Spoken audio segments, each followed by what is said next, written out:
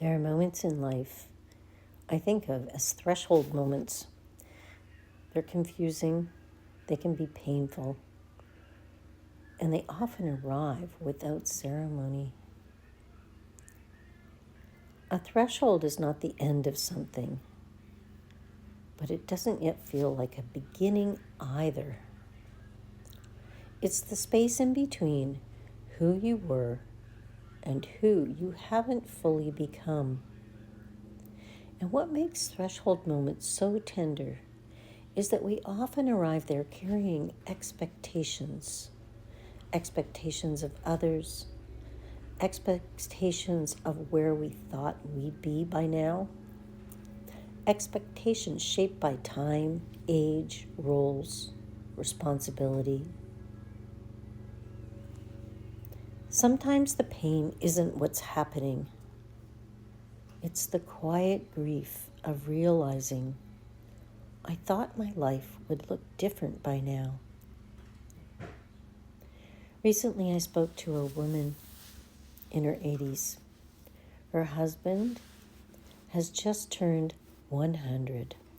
She spent years caring for him and only recently moved him into a home, and shortly will be moving him into long-term care. She now lives alone in a 2-bedroom apartment with one room completely empty.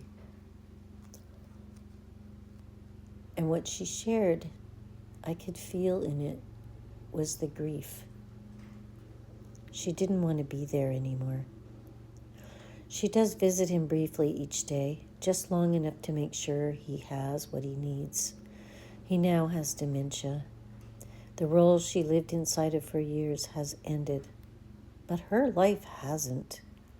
She's been invited to move closer to her daughter and granddaughter, and yet she said quietly, I am not really a grandmother in the way people expect.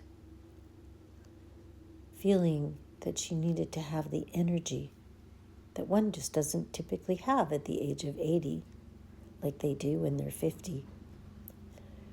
What I heard wasn't confusion. I heard honesty. She spoke of travel, of having just enough money to go somewhere new each year, of a life that hadn't ended but was asking to be redesigned. She doesn't need answers. She needs space.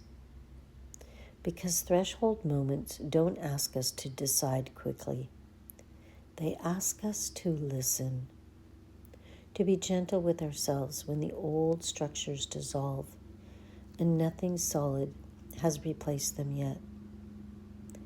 I know this place intimately. 6 years ago, I sold my house in Toronto, not because I had a plan, but because staying felt like I was killing myself. All I knew was that my life had become too heavy to carry the way it was. I didn't know what would come next. What followed was not a neat transformation. It took years, even with coaching, even with support, even with people holding space for me. Identity doesn't shift on command. In my work, I once called this process becoming the butterfly. We imagine something beautiful and effortless, wings unfolding, lightness, freedom. But the real thresholds are not like that. They are slow. They are humbling. They strip certainty away before they offer clarity. And many of us spend more time in thresholds than we ever expected. Some people move from role to role seamlessly. Others, like me, seem to live on the edge of becoming. For a long time, I thought something was wrong with that. Now I understand. Threshold dwellers are learning how to land without hardening. And something has changed. I feel landed now. Not finished, but sovereign.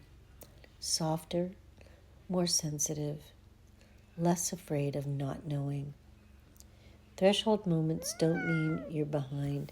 They mean life is asking you to pause before the next design emerges. You don't need to rush.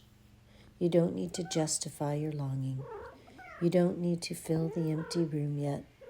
Sometimes the most loving thing you can do is let the space remain open long enough for truth to speak.